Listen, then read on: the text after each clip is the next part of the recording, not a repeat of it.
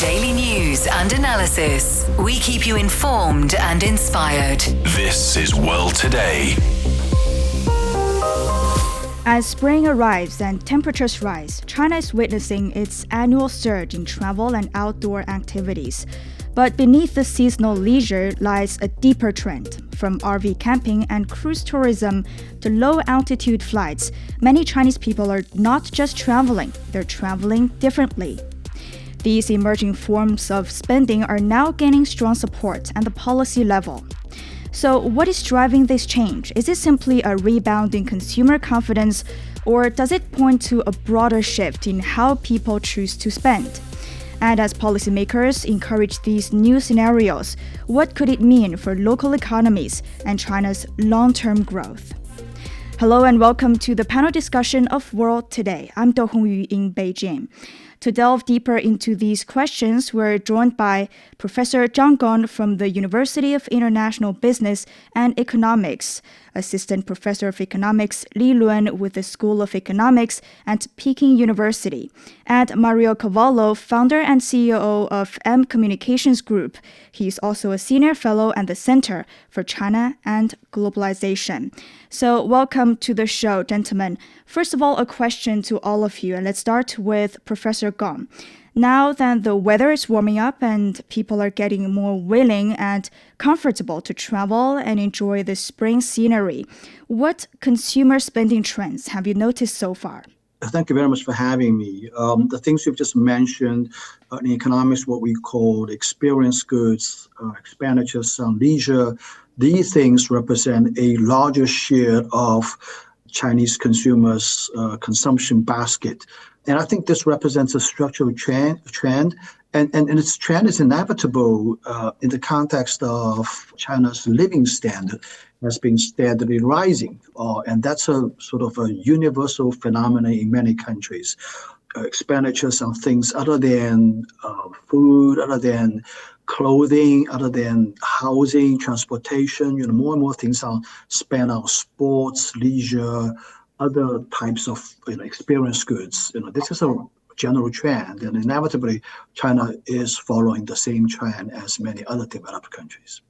Okay, then Dr. Li, what about you? Have you ever noticed any new trends of spending so far this year in China? Yeah, so we have seen people, especially young people, increasingly going out in this nice weather, whether to, view flowers, to take photographs of themselves, or, do some camping, or, outdoor sports, or, other forms of leisure. So I agree with Professor Gong that our spring travel is no longer just about going somewhere or buying a ticket.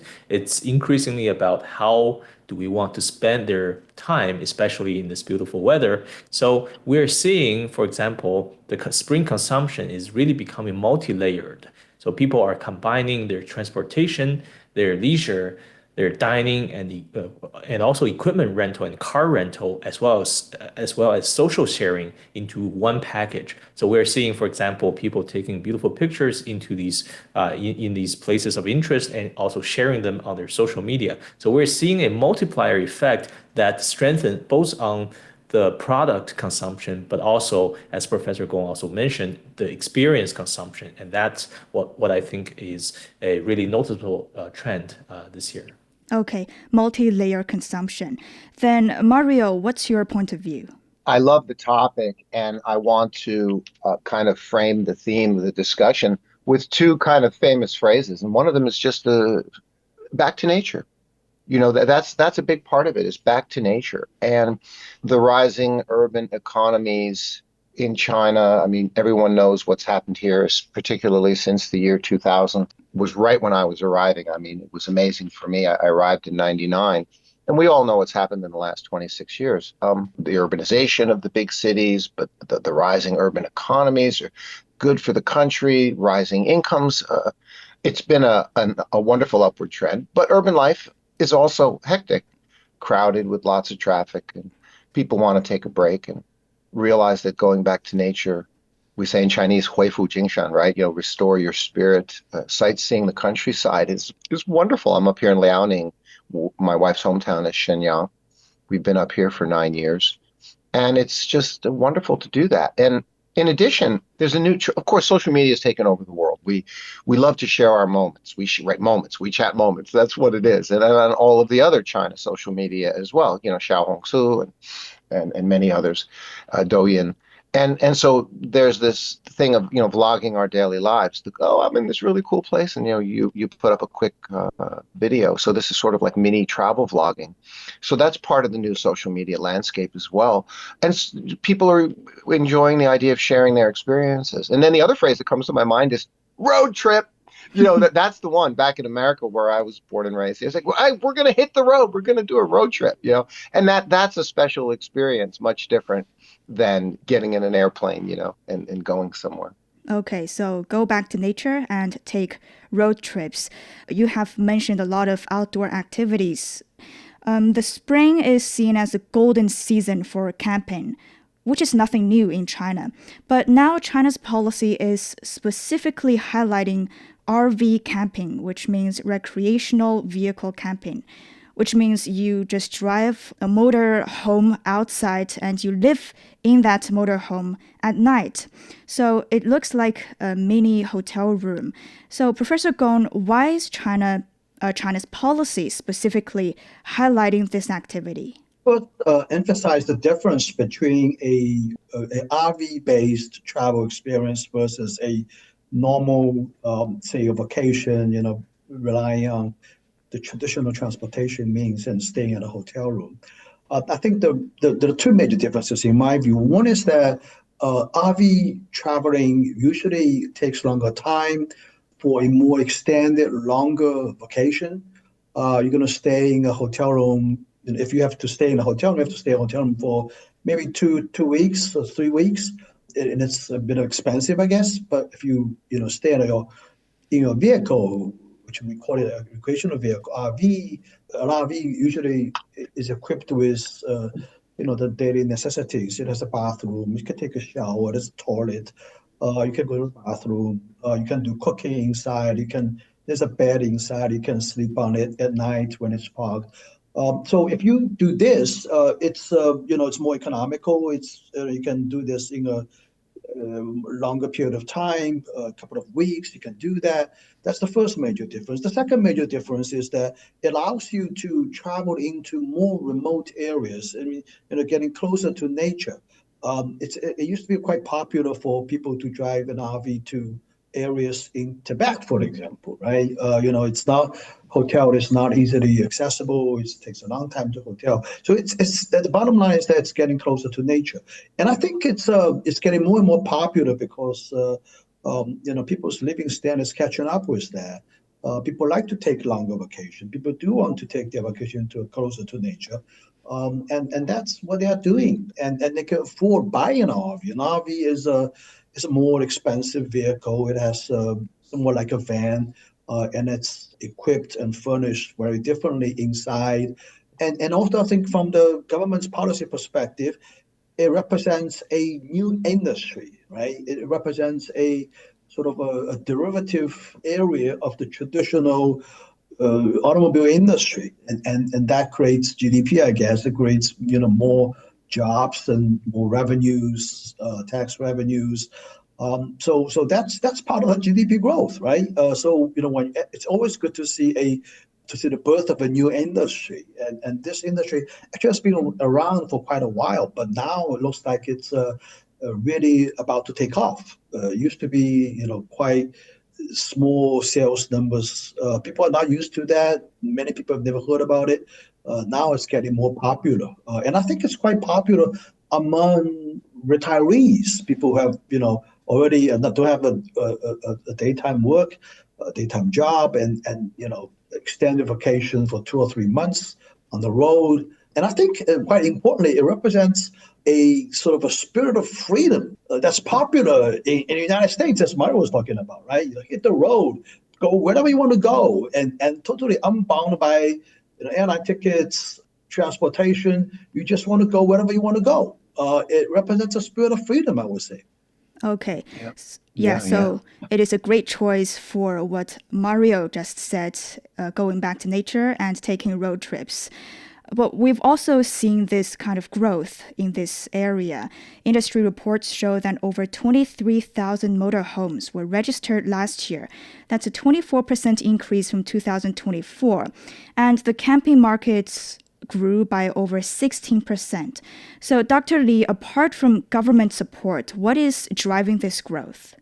Yeah, so government support is apparently very important because I think we can't, understate how much government is, explicitly talking about the development of these activities. For example, in the 15th five-year plan, there's a direct outline for, calling for developing of cruise ships, yachts, RV camping, and other leisure consumption. So it's something that's directly supported by the government and recognized as a new consumption scenario. But besides, the government support, I think there is a genuine consumer demand for, as Professor Gong and Mario said, for freedom, for flexibility, because RV trips, instead of what we used to when we go to a trip, wake up at 7 or sometimes 8 a.m. We go to the bus with everyone else. There's usually a crowded and very rigid timetable that we go to the conventional places of interest, and we go to the tourism sites with a lot of other people. It's not always a very comfortable and enjoyable experience. But with RV, things are different because by design, it's a vehicle that combines transportation and a portable or a mobile hotel, and also sightseeing in one experience. People can take turn to drive. Whenever they see something beautiful, they can park and have a sip of coffee while taking some pictures and relax. So this is directly going to appeal, especially for larger families, for pet owners. Sometimes when you bring a pet, you have to check with the hotel whether they want to they allow the pet to be brought into the homes. And especially for, young professionals like artists, photographers, or people who are, basically working a little bit during their vacations. For example, if they want to have a urgent, video call or a Zoom meeting, they can do it on their RV. But if you're outside on the bus, apparently you can't do that. So this flexibility and the freedom is actually driving a lot of the consumer demand. But I'm rather, surprised, or I'm more optimistic about the size, because you mentioned that there's over 23,000 motorhomes registered for the entire China last year. I think there's definitely more room for that to grow, especially, for more advanced or better equipped RV models, and especially for RV rental, because not all of us can afford to buy an RV, not to say, keep it in a garage that have the size, and also in terms of maintenance, repairing and stuff. So if we have a more flexible rental market for RV, I think that's definitely going to revolutionize our traditional camping, because camping, despite you're going away from the crowd, and it seems to be a more relaxing activity, there's definitely some social and in terms of sharing with social media, in terms of being visible, there's definitely some element to it. So I think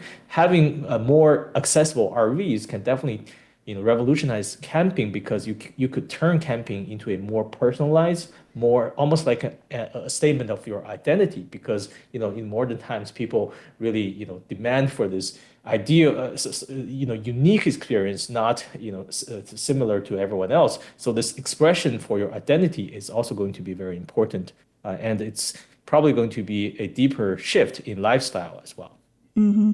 And now let's take a look at the group of people that are camping by RVs.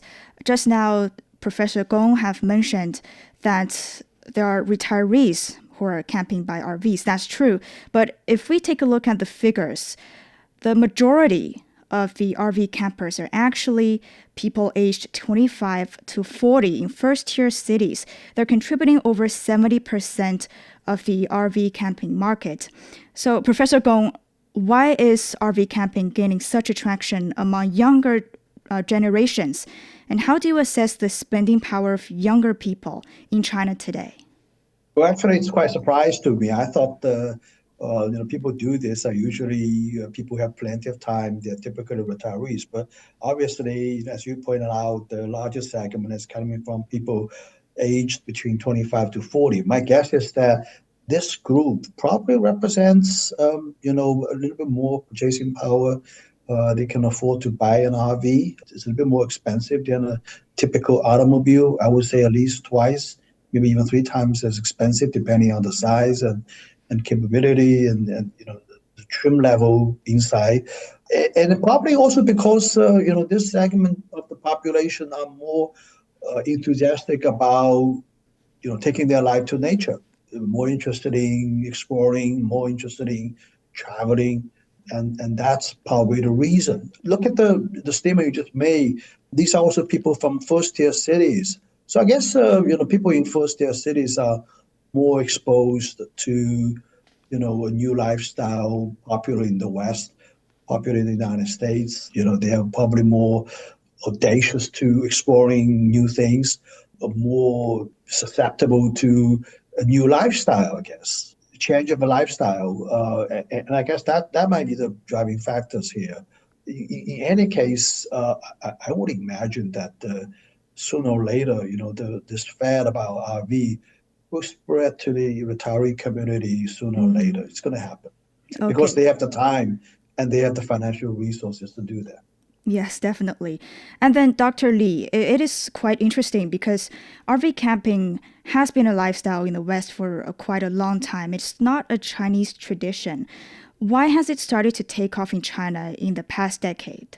Yeah, so our other guest is probably more well known about the history of RV than I do, but I think it definitely have deep roots in the U.S., especially going back to the early 20th century, where there's development of the modern RV and also representing a new lifestyle that represents freedom, exploration, going to the West, into the Rocky Mountains, so on and so forth. So compared with the US, China's market definitely started much later. So what we're seeing right now is a delayed trend that's basically becoming more and more different from the RV culture in the US. And especially since the 21st century, I think in the US, RV has become more and more like a substitute for affordable housing, which is deviating from the purpose that was initially designed for. So in China, I think it's more closer to what the RV was initially designed to. So I think over the past decades, what we're seeing is that we, as China, have reached the stage where a lot of households have the income, have the cars, the purchasing power, and as a nation, we have the infrastructures, including highways, including digital network and Wi-Fi, and also the awareness about the culture and leisure activities that makes all the RV camping a viable activity. So this is a case of where demand is created or mature only after all the supporting conditions are in place. So we have also seen that, for example, the pandemic years are also changing our travel habits as well. So people tend to avoid these very crowded, very public or one hat that fits all kind of trip, and we are kind of push towards more domestic, private, short distance or outdoor trips. So the demand, persisted even after the pandemic because there's a long-lasting effect on how people think about what is a good holiday, can be defined as leisure. And I think, finally, I like to point out that I don't think the recent push for RV is an imitation of the Western RV culture. I do think that RV in China is being integrated into a broader model of new consumption scenarios. So we could think about, the digital economy. We could think about, for example, people sometimes, I know cases where people drive their RV into tourist sites or near tourist sites, and whenever they're taking a break, they change the RV into a portable coffee shop. So they sell coffee to other tourists while they're waiting, and then when they're wrapped up, they can go to another site. So it's it also combines with new business models as well. So this is definitely going to be a part of new experience in this transition of a new digital economy in the future. Okay, new business models and a new transition. Now, if you search for RV camping on Chinese social media platforms, you will see people looking for recommendations of those vehicles and of the service suppliers. But a lot of people are still hesitant to go. So, Mario, what do you think are the gaps still existing in China's RV camping infrastructure? And what needs to be done to support its continued growth? Well, it's so great. I really appreciate Professor Gong's thoughts just now because he said a very important point. This flourishes, but only after all the supporting pieces are in place. That's just such a great point. And for example, we take something for granted that has been around for so long, yet it's a key supporting piece that's in place that wasn't before. And what is that? The government built out the highways. The highway system now is wonderful. And then what's another piece that got built out that we think about, we take for granted? GPS in our cars. This makes everything and all the information that's in China is amazing. We use AMAP all the time.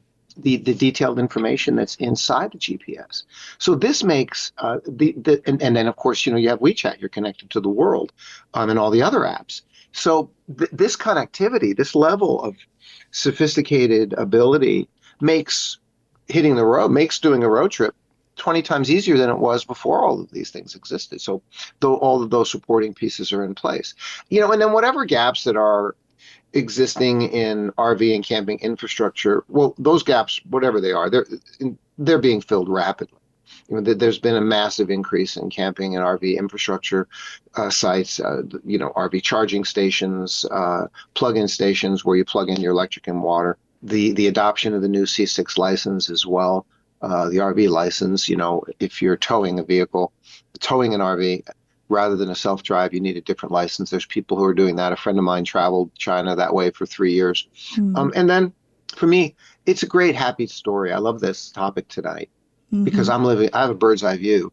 I live in Shenyang, just on the south side, right downtown, just on the south side of the Qingdian bridge, right on the Huinhe River. And it's a 5-minute walk over to the riverfront, which here in Shenyang is a beautiful 24-hour green park, wooded area. And so you say, number one, what's happening? Well, as soon as the weather turns nice, come April, May, people start pitching their tents all over the park. And they don't take them down at night. They pitch their tents and keep them up all summer long, and they practically live in the park. And it's their holiday living. And it's amazing. And then they leave, they go to work. And they set up projectors. They have, they bring battery packs and set up Toyinji projectors and screens and watch movies. And they're in the park living in their tent. So now here's the tricky point that I want to make. There's also a parking lot, and it's an RV parking lot. So what's happening is people are traveling from all over the world. All over China, and they're on a Northeast China road trip. They pull into Shenyang. They pull into the RV camping parking lot over here on the Huinhe River, just 5 minutes up the road from me. But then they pitch a tent next to their RV, or they pitch a tent 100 meters in somewhere in the park. So they have their tent and they have their RV. Yeah, thank you for that sharing. Thank you all for your in-depth analysis. Let's have a short break. Coming back, we'll continue our discussion. Hello, my name is Alessandro Golombieski Teixeira. I'm a professor of public policy and management at Tsinghua University in Beijing. I am a great listener of The World Today. In my opinion, The World Today is one of the best China radio programs. In The World Today, we can get the best news and analysis in what is happening now in the world. So please come to join us. Welcome back. You're listening to the panel discussion of World Today with me, Dou Hongyu. We've been unraveling China's new consumer spending trends, and let's continue our discussion. We just talked about RV camping. Now let's move on to another very promising and interesting area, water activities. Now Chinese people seem to be looking for some different kinds of fun on the water, apart from buying a swimming suit and swimming or floating in the shallow part of the ocean. According to a recent State Council briefing, the number of newly registered yachts in China has grown at an average rate of over 40% in the past 3 years. And now there's a Chinese cruise brand called Adora Cruises. It's served over 1 million passengers over the past couple of years. So, Professor Gong, what's behind this surge in yacht and cruise experiencing and consumption? That represents the frontier of enhanced consumption, I guess. We're talking about two things. One, of course, is taking a cruise. I view this more as a sort of a middle class consumption item. It's not outrageously expensive. Many more people can afford it, and I've done it quite a few times to the Caribbeans. In the U.S., they have these Caribbean cruises that are priced at very competitive levels. The other thing I think you mentioned is the yachts. That's a more expensive item, I guess. It's not a very large market. It depends on what kind of boats we're talking about. I mean, at the lower end, we have these inflatables, things that you can inflate. It can be packed in the trunk of a car, and then you have what's called an outboard motor to drive this thing. A more enhanced version would be a small boat, dingo, this kind of a thing. It's more or less the same concept. But at the high end, we're talking about yacht, a small yacht, right? Like a 6 meter long yacht, 8 meter long yacht. In the United States, they have brands like Sea Ray, Bayliner, those kind of more expensive boats that can actually take to the sea, to the Gulf of Mexico. Well, I'm sorry, Gulf of America these days. Let's jump for the and that's more expensive. We're talking about $100,000 to $200,000 range, right? I mean, that's a more expensive item. I think in China they're being sold for over $1 million yuan at least. And I think these things are really developing in China rapidly over the years. The people get richer, wealthier. They have a taste for these things, and going out into sea represents a great venture. So I think more and more people are doing this. As a matter of fact, I think JD.com's boss, Mr. Liu, right? He's talking about the similar concept of the equivalent of Tesla in the boat industry. He was talking about building yachts, like a new kind of a yachts, electricity driven as opposed to ice engine driven, and a lot less expensive, much modern kind of a building new boats. He's talking about these things, much more affordable also. So I think that might represent a great future. I think that's an untapped market that there's a lot of potential in China. So I think that's definitely something that can drive a bit of economic growth, being a local economy. And then Dr. Li, Chinese officials have indicated that yacht and cruise tourism will be key growth areas in the coming years. Do you agree with them, and why do they see such a potential now?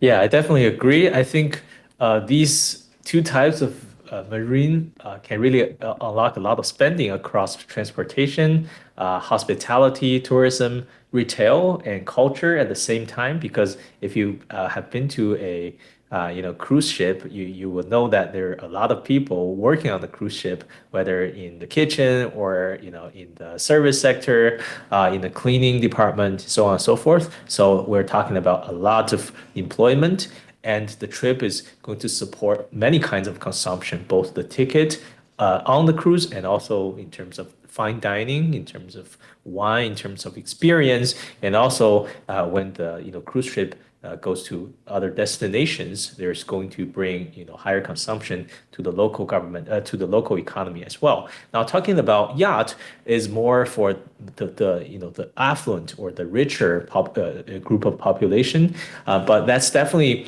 also going to drive growth, but probably less so than the cruise, which is facing the majority of the population. But I do think there could be some possible challenges towards the development of yacht culture, because I at least in China, at least in the northern part of China where I grew up, I don't think there is a very popular yacht culture where people buy yacht and put them on the dock. Maybe it could be something in the future, but I do think there's a slight difference between the Chinese culture, where people, for example, meet up in restaurants, versus in the West, where people meet up in golf courts or having a yacht where people can have these social events. So this difference in culture may explain some of the lag in terms of China's growth in the yacht department. But I do think they do have potential because right now, in proportion to our population size,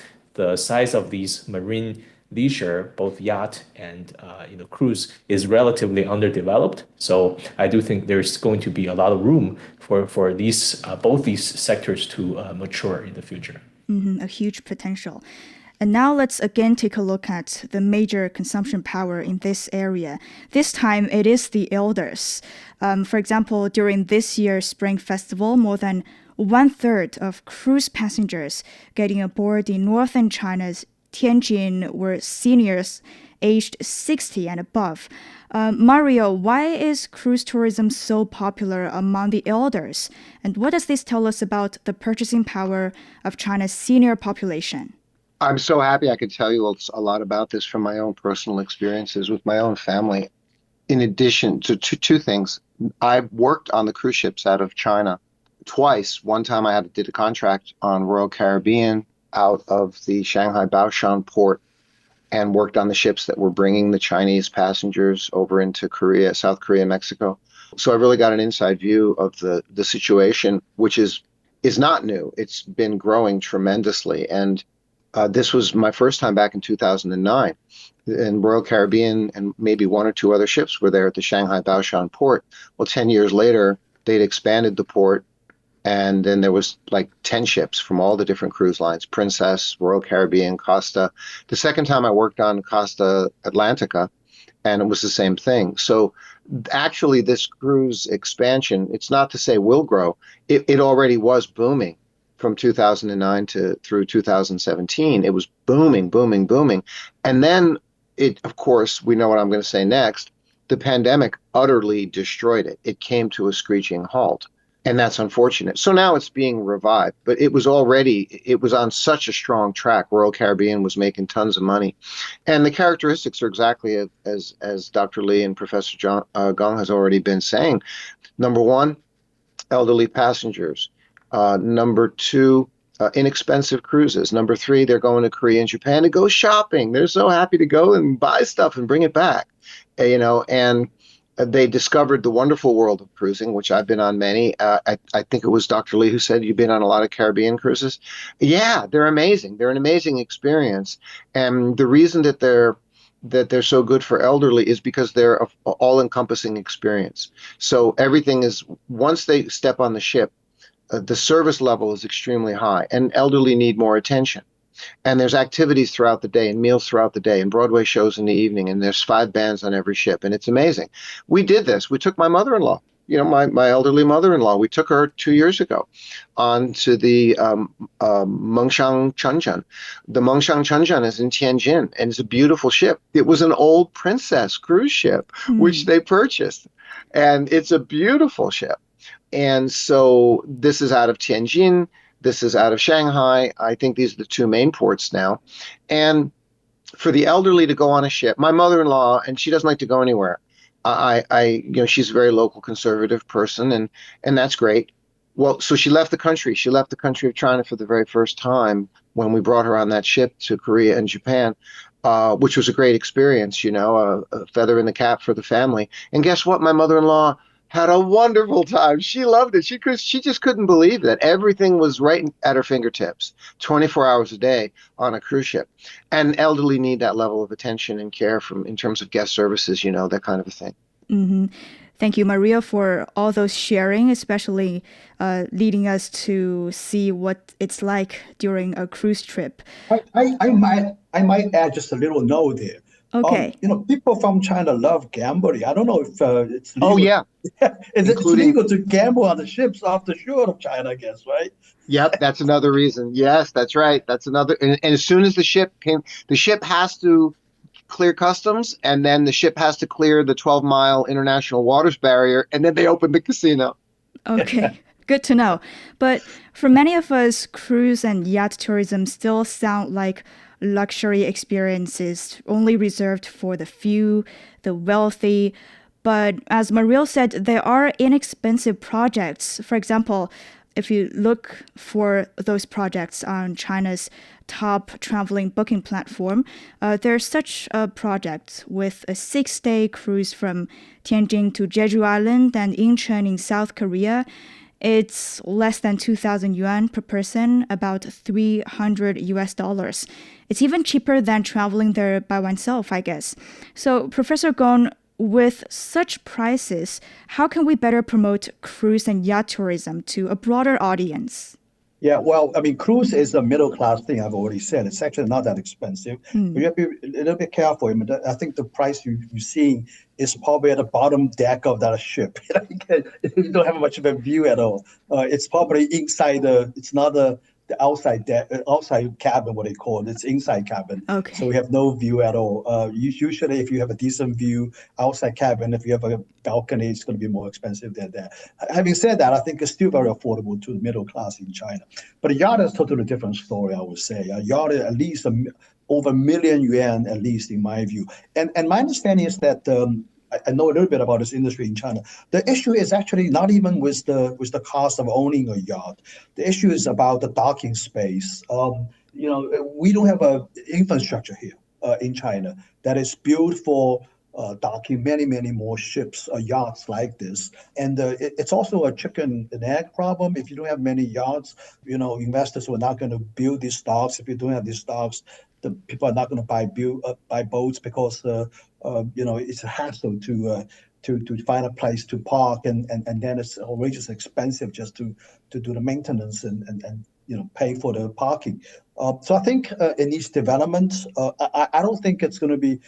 I don't think it should be too expensive, for developing this kind of infrastructure, given the fact that, investors and people, rich people, wealthy people, affluent people, can certainly afford to pay over 1 million yuan for something like this in China. There are millions and millions of people who have this kind of affordability. So I think it just needs better planning, better government coordination policy to support this.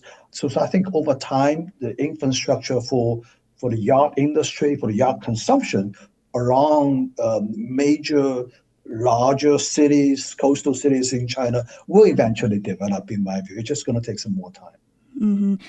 We've talked about camping and water activities, which are not only about enjoying the views, but also about experiencing, getting fresh experience, as one of you mentioned at the beginning of the show. Do you think that are we seeing a shift from traditional sightseeing to more experience-based consumption, or is there a combination? What is driving this change, Professor Gong?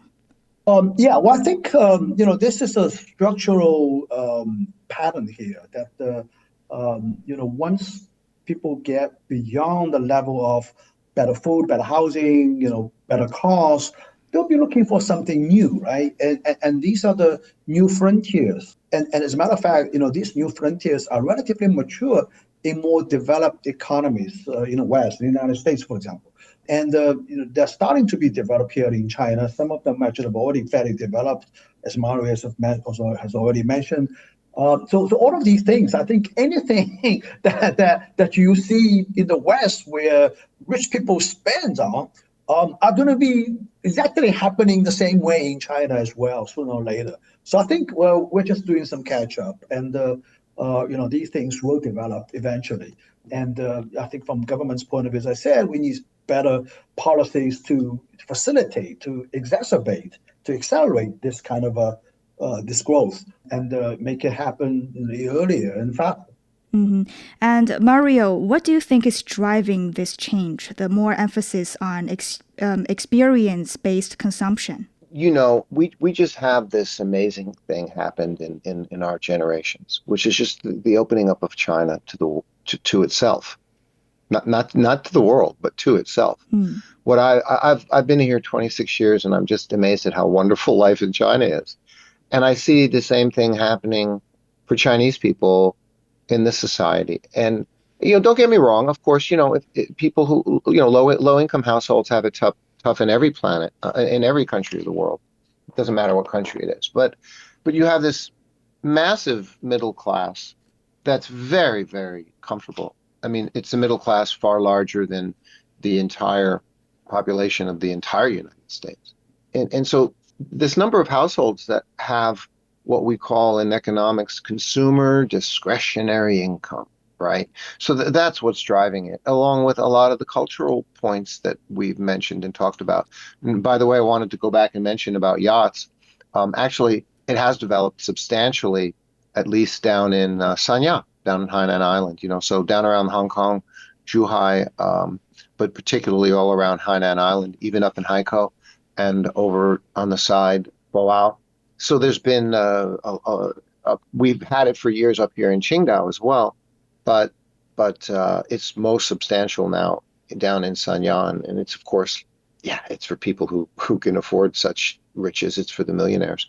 But the middle class, and the category that I like to call the upper middle class, right? The upper middle class people in urban China, all the 10 major cities, the 20 major cities. You've got an awful lot of households out there who are making 15, 20, 30, 50 and more thousand RMB per month. And there's a lot of those households, and they would be called upper middle class because, even though you're making 30 or more thousand RMB a month in the household, you're living in a city like here in Shenyang where the cost of living is incredibly low to live in a wonderful modern urban city. And so making 30,000 RMB a month as an upper middle class household here in China, I mean, it's the equivalent of making well over $100,000 a year in the United States, because the expenses are so much lower, the cost of living on a daily basis. And so that consumer discretionary income is driving it. The other cultural and economic and urban lifestyle trends that we've talked about. And it's going to continue. We see it happening. It's going to continue. The market is responding, and entrepreneurs are responding. You don't just go on a road trip. You go on a road trip and then you stop and you find a guy with a van who set up a coffee shop in the back of his van. Now he's feeding his family. And so it's building upon itself, which is just wonderful to be a part of. Mm-hmm. We've been talking about consumers so far, which is actually a focus of today's show. But Professor Gong, as the government encourages new consumption scenarios, what signals does it send to the supply side, from manufacturers to service providers? This is one area that I really worry less about. I think, wherever there is a market, there will be producers, there will be companies, particularly in China. Entrepreneurs here in China are just great in terms of seeking these new opportunities. And everywhere you go, every market segment you go, you see fierce competition. So I think, as long as the government sets out a good policy that's pro-growth, pro-industry, pro-market, as long as it has policies to make sure, these safety standards are maintained. We didn't talk about, for example, general aviation. It's a great topic I'd like to touch if you want. There's safety standards there that needs to be maintained by the government. And I think if we have these policies in place, the market will just develop. The entrepreneurs here will just go out and work like hell, work their butts off to try to seek new opportunities. So I think I'm very confident that this is a country where these type of opportunities will be pursued by both consumers and manufacturers. Okay, a lot of confidence. Then, Dr. Li, what do you think? What are these emerging new consumption scenarios mean to the supply side? Yeah, so I think for manufacturers, I think they definitely should innovate on their product. So basically, not only just sell products, but also think about all the scenarios that the products can be used. For example, when the RV manufacturing is making a vehicle, they need to realize it's not just a vehicle, it's part of an ecosystem, it's part of potentially a business model. So maybe having a TV, having a fridge, having more small electronics embedded inside is a good idea. So when we're talking about a cruise ship, it's not just a transportation, it's actually a service platform or a floating hotel. So you need to have all of these features built inside. So that also goes for service providers as well, because we have to improve the quality of the service and to have a more integrated and consumer-centered type of service. Because right now, consumers are having this whole package of, during their entire trip, they will have their transportation, accommodation, entertainment, all the customer service working together in a smooth fashion in order to have a very satisfactory trip. So that means for service providers, for example, for travel agencies, they need a very strong coordination between different sectors to make sure that for example, the tourists have a very good experience. And also in terms for investors and local governments, I think the future growth is definitely going to come from these innovational or cross-sector platforms that's going to combine, for example, the most cutting-edge products that's being manufactured, but also with the world-class services, and also in terms of the content or with the digital infrastructure. For example, you need to have good internet, you need to probably have good support for short videos or so on and so forth. So this is also going to matter for for the local governments as well, because that's often the devil is in the details. So how much your ability to integrate all of these resources across different sectors are going to matter how many tourists are going to actually visit your city and how much revenue they're actually going to bring. Ideas do matter for the suppliers. And finally, Maria, can we get your views here? Because spring is definitely a peak season for traveling and going back to nature, but nature is not always as beautiful as spring all year round. The real question is, how can local authorities and businesses turn this seasonal enthusiasm into a momentum that lasts all year round? Well, I would always say that they can do that. They need to do that by adjusting to the seasons. They can't sustain, you can't sustain spring fever, right? Spring fever is spring fever. And then when it's over, it's over. And then you enter the hot months of the summer. And that's a different experience. And then you enter the beautiful fall season, right? And everybody loves the fall season in China. I mean, here in the north, even in the central area and in the south, I mean, everybody loves the fall season. Here in Dongbei, it's magnificent. So the government can do it. They can keep that seasonal enthusiasm going. They need to work with the suppliers. They need to keep doing good marketing and PR plans. I just was at an event where I was chosen to be a new international ambassador for the brand new Shenyang International Communications Center, which the Shenyang municipal government set up to bolster and create more international communications, outward into the external world. And they asked me what I thought, and I said, well, you need more of this. That's what I said. This is what you need to do. You're not doing enough of it. I'm glad you're doing this, and we need to keep doing more. We need to do marketing and PR. We need to promote. And you're promoting and doing what? How do you keep that momentum going? By highlighting what's best in each region, in each city, in each area during the different seasons. So, again, you've got the RV camping culture. That's great. And it's very, in Inner Mongolia, up here in the Northeast, great. But then come wintertime, it's a different ballgame. Now you need to you want to keep that seasonal enthusiasm going, but you need to switch your focus to families that like winter and the skiing culture. So the government needs to be aware and savvy of what's hot in which region during all the different seasons of the year. Mm-hmm. So then, Dr. Li, what do you think? How can we keep this travel and spending trend last all year round? Especially, how can localities in China adjust to their own conditions? Yeah, so I agree with Mario's point that there are some attractions or there's some seasonality in terms of what you can offer.